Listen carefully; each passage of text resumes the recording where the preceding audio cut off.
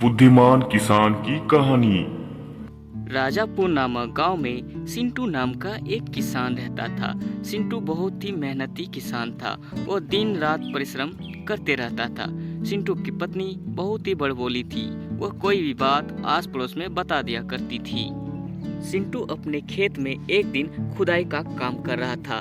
तभी अचानक से उसकी कुदाली किसी धातु से टकरा जाता है और सिंटू सोचने लगता है, अरे यार, ये कौन सी धातु है जो मेरी कुदाली से टकरा गया।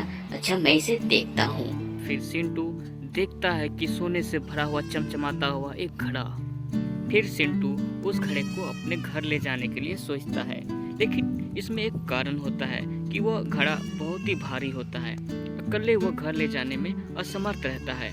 फिर वह सोचने लगता है, आखिर मैं इस घड़े को किस प्रकार अपने घर ले जाऊं। और फिर सिंटू मन ही मन सोचता है कि क्यों ना मैं अपनी पत्नी को बुला लाऊं और इस घड़े को हम दोनों मिलकर घर ले जाऊं।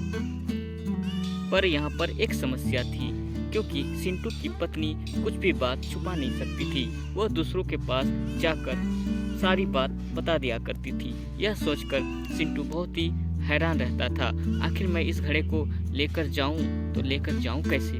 फिर आगे सिंटू को एक तरकीब सूझता है और वो घड़े को उसी मिट्टी में छिपाकर रख देता है और वहाँ से वह घर की ओर चला जाता है। मुझे इस घड़े को घर ले जाने के लिए कुछ तरकीब सोचनी होगी। और फिर सिंटू घर बैठे बैठे तरकीबें सोचने लगता है और फिर उसे एक अच्छी सी तरकीब सूझता है।